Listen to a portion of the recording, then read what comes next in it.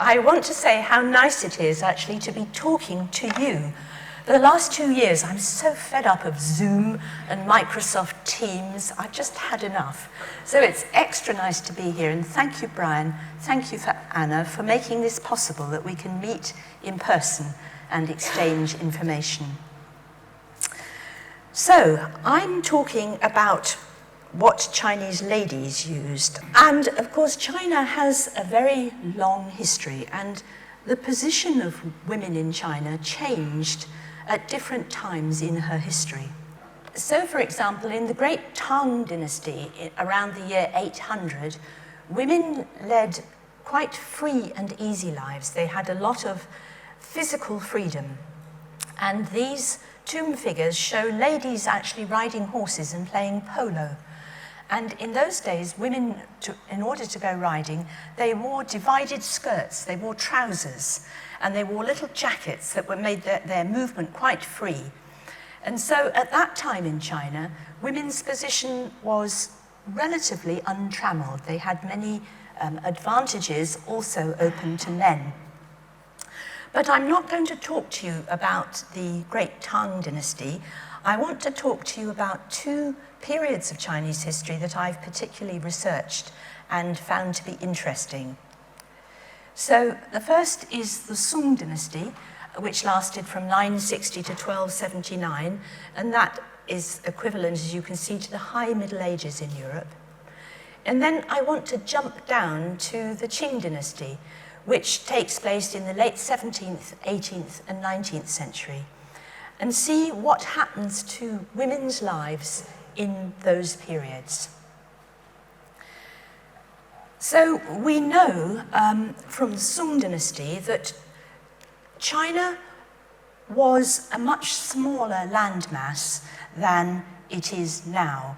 You can see here, don't worry about the Romanization, but you can see here how the landmass of China was a lot smaller than it came to be later on. The Song Dynasty was also split into two periods. There's the Northern Song and the Southern Song. And this is because in the year 1126, barbarians from the north swept down and conquered the Northern Song court.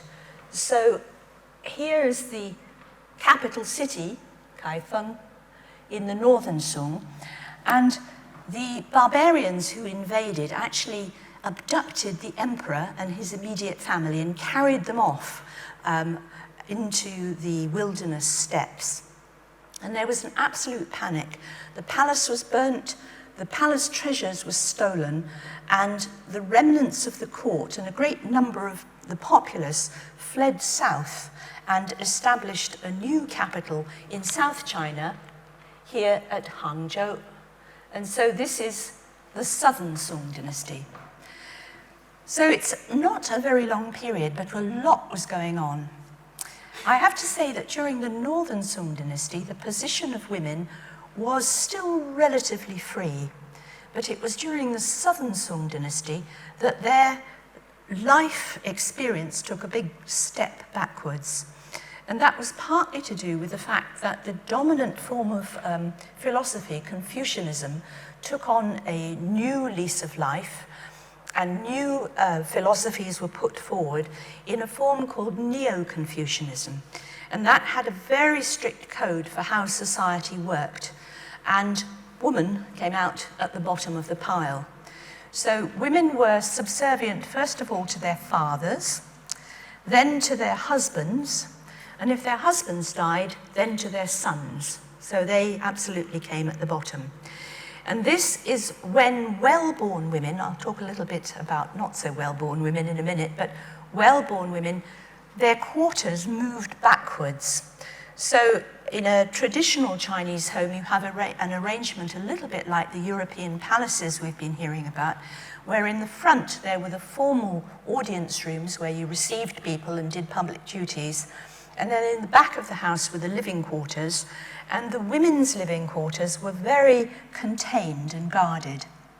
And during the Southern Song Dynasty, women moved back into those quarters and were very rarely seen outside. Women became ornamental, secret presences in the home. So, women had many duties, but of course their first duty was to bear sons. It was to have children, female children no good. What they wanted was male children to continue the family line. And here's a charming painting dating to the Northern Song period of little boys playing in a garden. And you can see their particular hairstyles and also these strange garments they wear, a sort of red bib down their fronts, which leave their backsides and their backs naked. And the colour red is very auspicious, and the idea is that this garment on the front, you can imagine this is a very hot day in subtropical China, it guards and keeps warm your essential organs in the middle of your body. And I never thought to see this garment again until I was in China, and sure enough, here is somebody modelling the clothing. You can see his sister doesn't have to get dressed up like that, but he's wearing it. So as I say, all women wanted or needed, were expected to have children, sons. And many objects denote baby boys, and I think those were encouragements to women to get on and do what they needed to. So for example, here is a pillow or headrest. And this dates to the Northern Song Dynasty. This is actually in the National Palace Museum in Taiwan. It's made of white porcelain. People often look at these pillows and say, oh, they were just ornamental, or they just went into tombs. But actually, in traditional China, people did use solid neck rests. And indeed, when I was first a student in China in the 1970s, my Chinese roommate, her pillow was a brick wrapped in a towel. So she had a solid pillow. You wouldn't lie on it on your side, it would be a neck rest, and it was supposed to be very good for your comportment, very good for your physical state, to have a solid pillow. So this particular pillow, I've handled it, it is actually quite worn on its surface. I can imagine that this was actually used in the form of a little boy, so as the woman slept, she would be dreaming of producing a little boy in real life. And here's another pillow made of porcelain with two little boys. You can see they've got one's got his legs around the other's neck.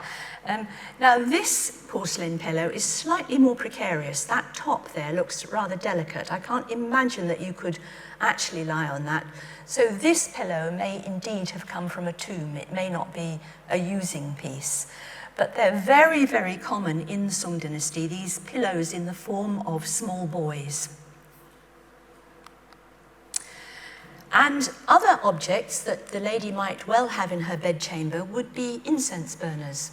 Because in traditional China, just as in medieval Europe, you wanted to keep unpleasant pongs at bay. And the incense burner is a very common item that you find often done in porcelain, because if you burn hot incense inside a vessel, you need something that will withstand the heat. It's no good having one made of lacquer or some other similar material, but porcelain is pretty good. And these are two incense burners. The one on the left has got a single duck, and the one on the right has got a pair of mandarin ducks. And the idea in Chinese thought is that mandarin ducks are said to mate for life, and so they are symbolic of marital harmony and everlasting faithfulness one to another. So I can imagine one or both of these being used in a lady's bedchamber. This colour, this ivory white, whitish blue colour, is very sort of female colour. Now, we actually know what particular women owned from archaeology. There are many excavations in China, and in particular, this lady called Miss Yang, who died in AD 1271 and had a tomb furnished with very beautiful objects. I haven't got photographs of all of Miss Yang's goodies, but On the left there, you can see a little jade cup, which is actually in the V&A, but there is a cup very similar to that in Miss Yang's tomb. And this she would have used to drink wine or perhaps tea out of. Jade was really the most favored material, even above porcelain, and you can see why in this delicate, graceful cup. But the cup on the right actually does come from Miss Yang, so you can see she was a young lady with quite a rich furnishings to her name. She died quite young. She died when she was only 27, and her tomb tablet actually calls her Miss Yang. So for some reason she hadn't got married, which is quite unusual in early China. I mean, mostly you would get married while you were still in your teens. It's quite unusual to find unmarried women. It may be that's why she was so rich. She kept her physical wealth and her belongings to herself. Also in Miss Yang's tomb was a statue of a bodhisattva called Guanyin. This is not the actual piece, but it's quite similar to the piece in the tomb.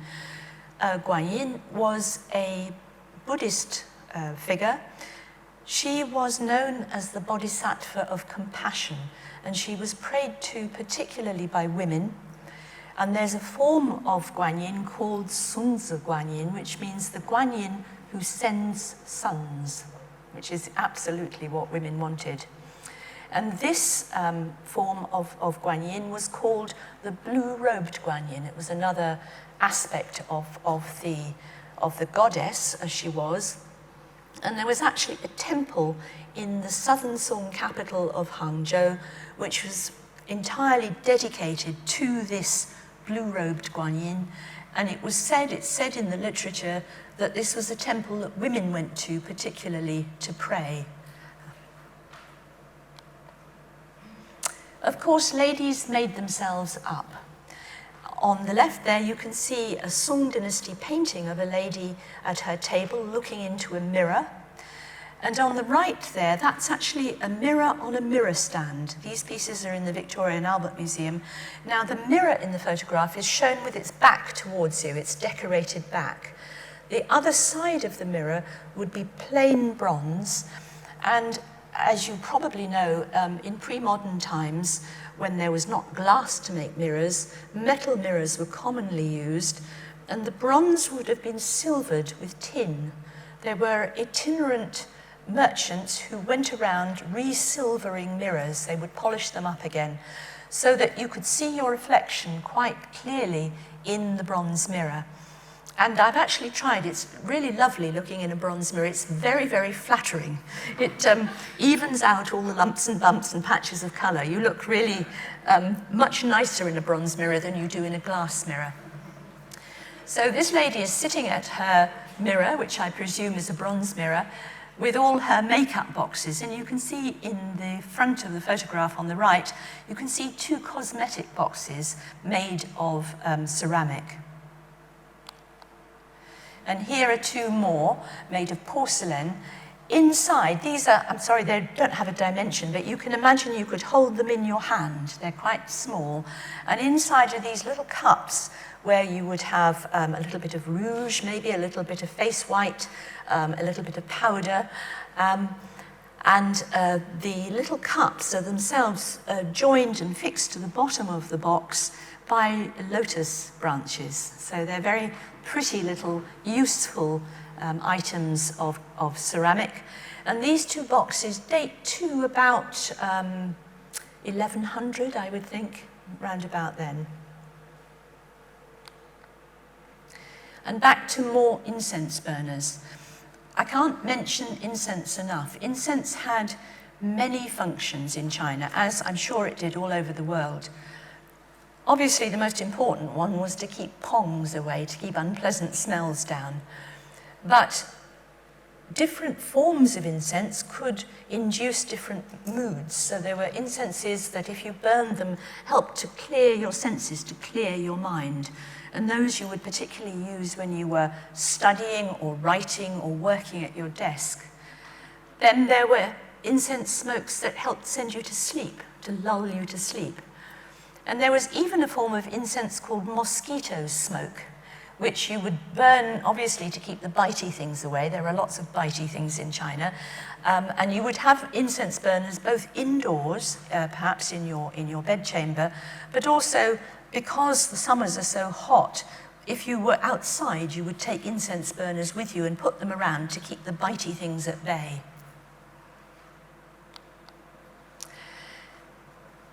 I've talked about well-born women. Now, one of the few things that they could do within their isolated quarters was to write and to paint. Women, a bit like ladies in England doing watercolours, women were encouraged to be literate and to practice their brush skills. And there are many items made of porcelain that I think belong to women. So we'll look at a few of them. This little thing is a brush rest. It's about that long, small. When you write with a Chinese writing brush, in between the strokes, while your brush is still wet and covered with ink, you prop it up against a brush rest to keep the point off the top of the desk. And they're very often made in the shape, you can see there the little bend in the middle of his back. That's where you would prop your brush. And this, again, is a little boy, that auspicious design. This is a water dropper. Again, very, very small. And you see it's got a tiny spout. When you mix your ink, you have an ink stone, and you have your powdered ink, which is made of soot, and you drop water on it, drop by drop, and you mix your ink up on your inkstone.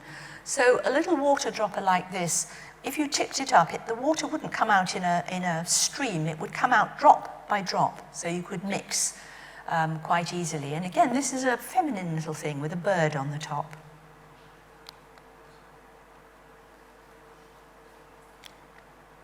And here's another little water dropper.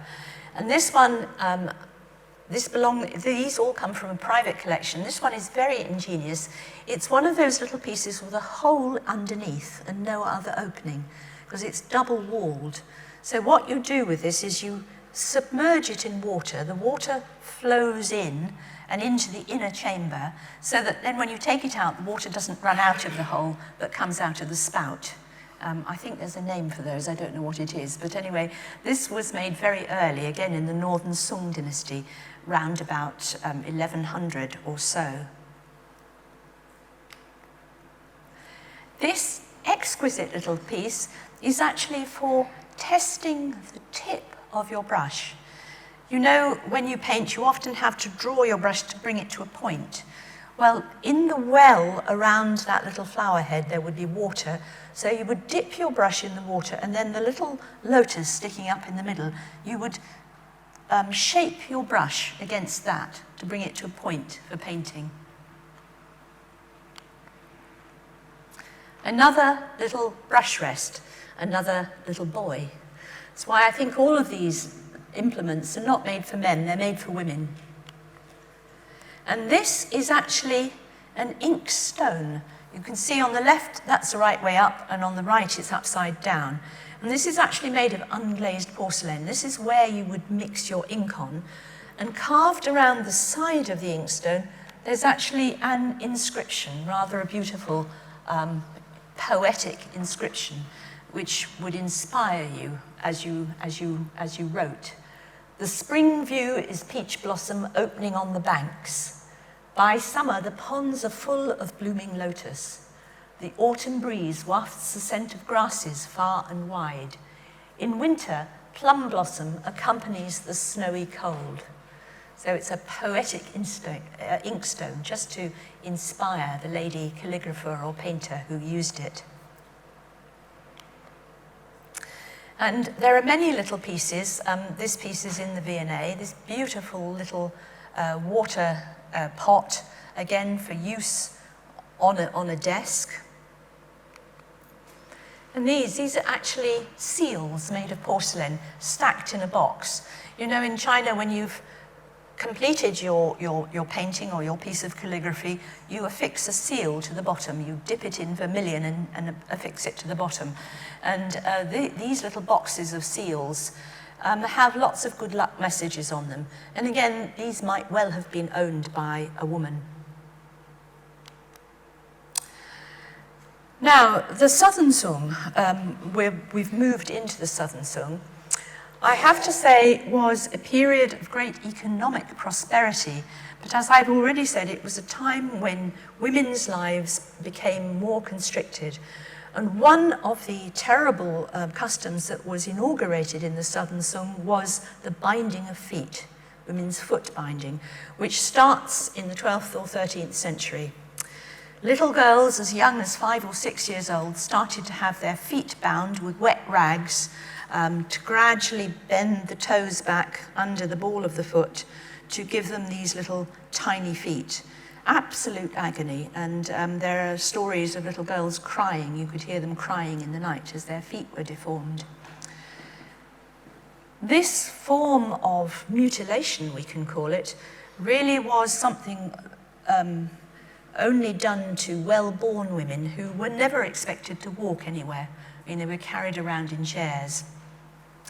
I've mentioned before that in addition to these unfortunate ladies, there were many other women who led different lives. There were many concubines or courtesans. You think of them more like Japanese geisha. They were educated women, they could paint, they could recite poetry, and some of them made a great deal of money. For example, in 1206, there's a record of a concubine called Silver Flower, who was given 100 ounces of silver by her rich patron. And there's another lady called Xu Lan, who lived in the Southern Song capital and made so much money that she owned her own house on a hilly district, the most fashionable district of the city. And these women enjoyed a great deal more freedom. They didn't have their feet bound, and they amassed a lot of worldly wealth that they kept to themselves. So you have to think that people's experience was various, and in China, as in Europe, it was the women from well-to-do and aristocratic families who really led the worst lives. You know, poorer women or women who had to work were probably freer. And as to bound feet, this is a horrible custom that persisted through Chinese history. And again, when I was first a student in China in the mid-1970s, there was still in the department stores, there were bound foot counters, because there were still old ladies, still alive, who had bound feet. And there were special counters, these shoes are quite modern, these little ones I show you here, where they actually made and sold bound foot shoes. These poor women, because after you've mutilated the foot to a certain extent, you can't really undo the process. The bones are all crunched up and the tendons are destroyed. So the poor woman lives forever with her feet in that state. So I'm leaving the Song Dynasty on rather a sad note, but I'd like you to think of it as a period also of great artistic activity, and a period when many beautiful items were made, a lot of them just for the consumption and enjoyment by women who had little else to fill their hours with. They lived within the home and they amassed beautiful things around them. So now I want to jump several hundred years to another period of China, the Qing Dynasty. And I've done this particularly because it's a period I'm interested in, and because it is nearer in date to our present time, its material record is more complete. So for example, one thing I didn't show you for the Song Dynasty were any textiles. And that's because, although they do survive, they are very much disfigured and they don't look at all as they should look. They're usually brown and very destroyed. And of course, textiles, as we've heard before, they are part of the most important material record of culture, but they very often don't survive. And so they're a sort of missing thing in our history. It's very interesting to talk about, it's easy to talk about porcelain, because porcelain goes on forever, but textiles don't. But for the Qing Dynasty, we have rather more that we can see. Now, the Qing, here is the Qing map. The single most important thing to say about the Qing dynasty is that the rulers of the Qing dynasty were Manchus who came from the northeast. They came through the Great Wall. So they weren't native Chinese, Han Chinese. So they were a ruling power that came from the north. And that's quite important because it meant that the ruling women, or the most senior women in society, were Manchus, not Han Chinese. And Manchu women never bound their feet. They had considerably more freedom. And with their history as a warlike, nomadic people, many of the women were quite strong and feisty. And I want to introduce you, first of all, to this amazing lady, Bumbutai, who lived from 1613 to 1688. I'm sorry, my eyesight isn't good enough to read it from there, so I'll read it from here. I hope you can hear me. She became the consort of a very powerful man who had a son who became the first foreign ruler of the Qing dynasty. He was the first Manchu emperor of the Qing. So she became a powerful woman in that sense. She was the mother of the first emperor. And moreover, her grandson became the second emperor of the Qing. And so then she became the Grand Empress Dowager. And this second emperor of the Qing, Kangxi, who ruled from 1662 to 1722, was an extremely powerful and influential ruler, and he absolutely adored his grandmother. So she was a very powerful presence in the early Qing court. And she was greatly respected. Her views were sought on things, and her son and then her grandson often consulted her. And I think you can see from this portrait that this is really a no-nonsense lady. She knew what her views were. She wouldn't put up with bound feet, and she liked to ride around. She had her own horse. She was physically quite active into old age. Now, as to what she owned, we don't have a great deal, but there is one very significant object. This is the most wonderful lacquer low table. And it was a gift from her grandson, the Emperor Kangxi, in 1673. And this lacquer table was actually sold by Christie's in Hong Kong about 10 years ago. And I was fortunate enough to be in Hong Kong, and I went along to see this piece. It was bought by a very wealthy American collector, and his agent was there, and so his agent was allowed to take it out and examine it, so I hung around on his shoulder and had a look. It is the most fantastic thing. Mother of pearl is beautiful at any time, but this was made in the most refined way. When you walked around this piece, the color of the decoration shifted. The whole pattern on the table shifted. So when you looked at it from one angle, it looked green. The reflection of the mother of pearl was green. Then you walked around, and the whole thing shaded to pink.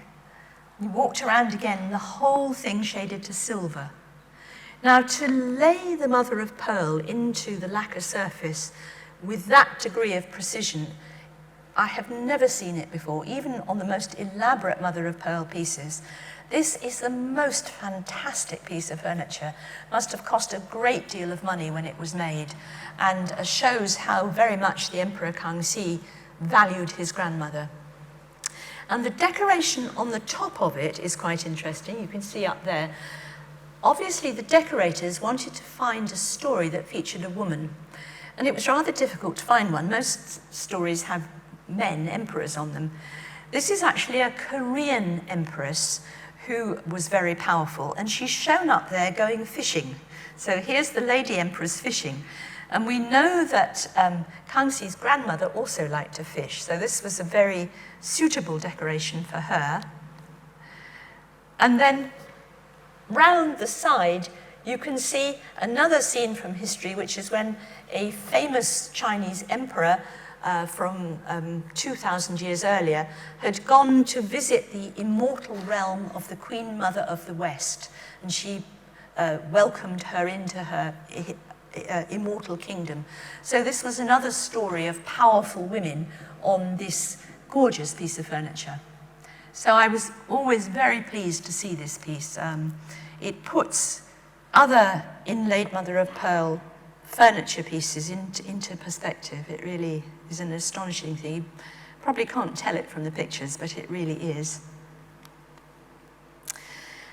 Now, women in the Qing Dynasty continued to worship, and you remember I mentioned earlier that figure of the Bodhisattva Guanyin.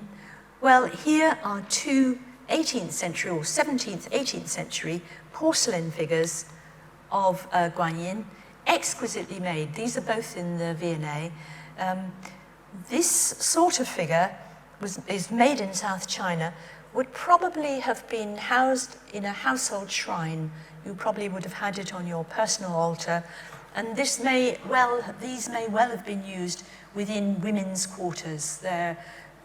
This kind of porcelain, which is known as blanc de Chine or comes from Dehua, was known to be very much admired and collected by women. So these exquisite religious figurines, you can imagine them on a little household shrine being worshipped by a woman, a well-to-do woman.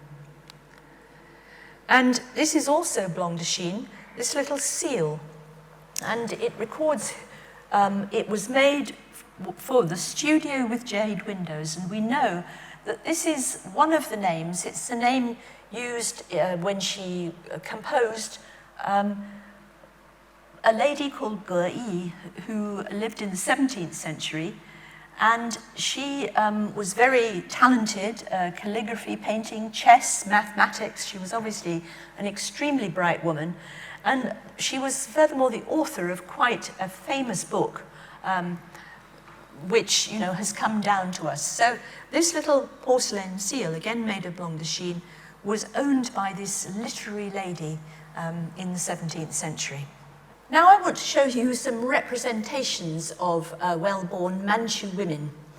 And they come in the form of a series of paintings which were mounted onto a screen for the Yongzheng Emperor when he was the crown prince.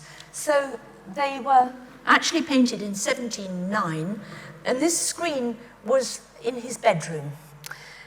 And the idea of the screen was to inspire the young crown prince with finding a wife, thinking about women and finding a suitable girl. It's interesting, the women actually depicted, so here they are.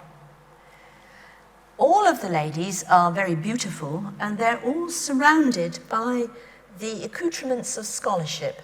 So these are ladies who are not only dressed beautifully, but they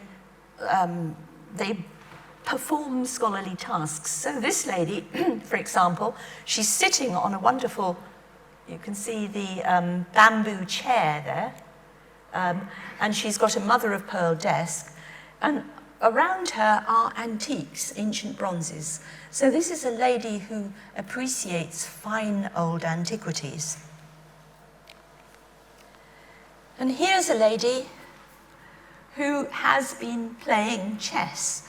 Now, Chinese chess is a very difficult game. It's known as Go in Japanese, Weiqi. It's much more complex than our Western chess. You have a big board with a series of black stones and white stones, and you advance, there are certain prescribed moves, and the idea is to surround your enemy entirely. It's a very complicated thing, and it was actually a scholarly pursuit.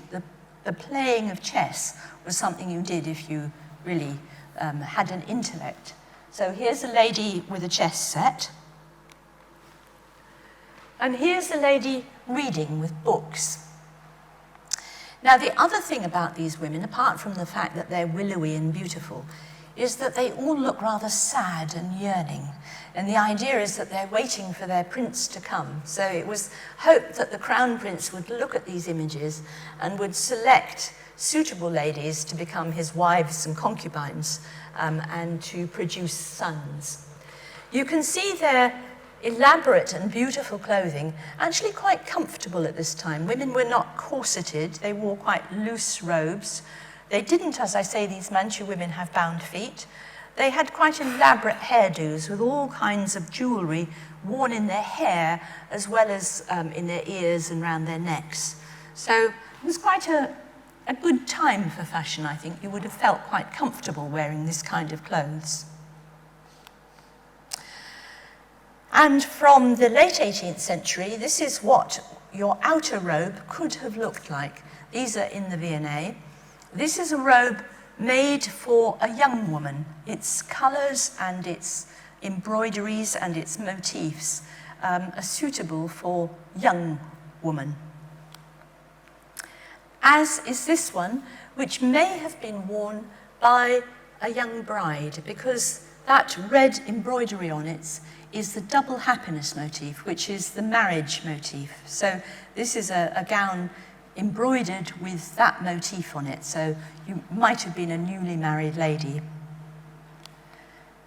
We actually have photographic evidence from the 19th century to show how some of these young women looked when they were wearing their finery.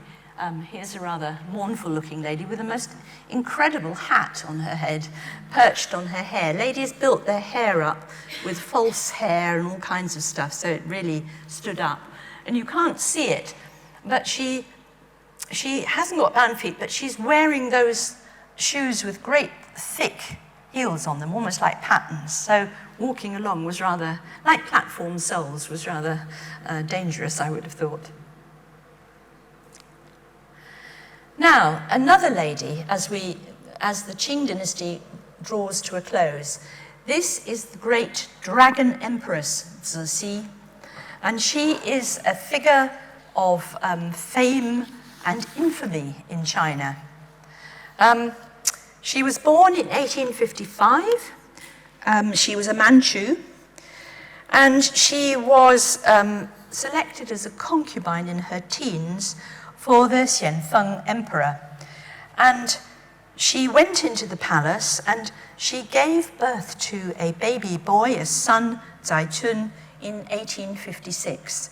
And this immediately booted her up the ranks. She went in as a 16th rank concubine, but having the son booted her up the ranks. In 1861, her husband died, and the young boy became the emperor, and she, Zixi, became the Empress Dowager. So like the lady we saw earlier, she became a powerful figure. However, Zixi was a very energetic and resourceful lady, and she ousted the regents who were supposed to rule on her son's behalf, and she assumed the regency. So in the 1860s, she was ruling from behind the curtain, from behind the throne as the Empress Dowager. Then when her son died in 1875, she installed her nephew on the throne. So she was still the power behind the throne. She actually, although she's very badly spoken of these days, she instigated a number of reforms, Western models of technology, military reforms, but unfortunately her nephew turned out to be rather a free-thinking individual, and he got together with a group of intellectuals and they talked about constitutional reform. Well, Zixi was not going to have any of that. So she actually kidnapped her nephew and held him prisoner in a palace just outside Beijing, and she ruled in his name. So from the years from 1861 until her death in 1908, she really was the power in China. The only thing she did really that blotted her copybook was that she initially backed the Boxers in the Boxer Rebellion. And so in 1900, when the foreign troops neared Beijing, she fled Beijing with her entourage and went to hide out in the provinces. But she came back and made it appear as if she'd just gone on holiday. And in the very last part of her reign, in the early 20th century, she took to receiving foreign visitors, to treating them well. And this is actually a portrait of her painted by an American lady who visited the court and painted this very realistic picture of Cixi, who was then in her 50s, still a formidable lady. And the kind of robe that Cixi would have worn is this. This is a embroidered robe of the type, the colours with a black border, suitable for an older woman. So there was definitely fashion at this time in China. And I'd like to finish with this beautiful slide of a porcelain lantern. You can see this is in the V&A. This dates to about 1730. And inside this piece, you would have put a little candle in a dish, or perhaps a little oil lamp, and it would have acted to protect the flame. Someone was asking about such devices yesterday. In China, they certainly used them. And what's interesting, when the lantern was lit, you can see how it looks. The colours in the porcelain actually reverse. So you get an entirely different colour scheme, but quite a lot of light spills out. Now, I'd like to finish by reading you something written by a man, because as I've said, the position of women in Chinese history was generally under subjugation. But as with societies everywhere, women just got on with things. They just did things. They just ran households. They got on with their lives. They made things happen. So this is rather a condescending piece written by a man called Yuan Cai in the mid-12th century. And it's entitled, "It is difficult for widows to entrust their financial affairs to others." So this rather condescending man writes, "Some wives with stupid husbands are able to manage the family's finances, calculating the outlays and receipts of money and grain without being cheated by anyone. Of those with degenerate husbands, and there are also some who are able to manage the finances with the help of their sons without ending in bankruptcy. Even among those whose husbands have died and whose sons are young, there are occasionally women able to raise and educate their sons, keep the affection of all their relatives, manage the family business, and even prosper. All of these are wise and worthy women. But the most remarkable are the women who manage a household after their husbands have died, leaving them with young children. Such women could entrust their finances to their husband's kinsmen or their own kinsmen. But not all relatives are honourable, and the honourable ones are not necessarily willing to look after other people's business. When wives themselves can read and do arithmetic, and those they entrust with their affairs have some sense of fairness and duty with regard to food, clothing, and support, then things will usually work out all right. But in most of the rest of the cases, bankruptcy is what happens. So you can see from this rather condescending account that there were many women throughout China at all levels of society running the household, keeping charge of the money, watching for the supply of grain, educating their children, taking care of things, making things run along and run smoothly. And although women suffered many hardships in dynastic China, they also left a clear record of their achievements and consoled themselves with the beautiful clothing that they wore and the beautiful objects that they surrounded themselves with. Thank you.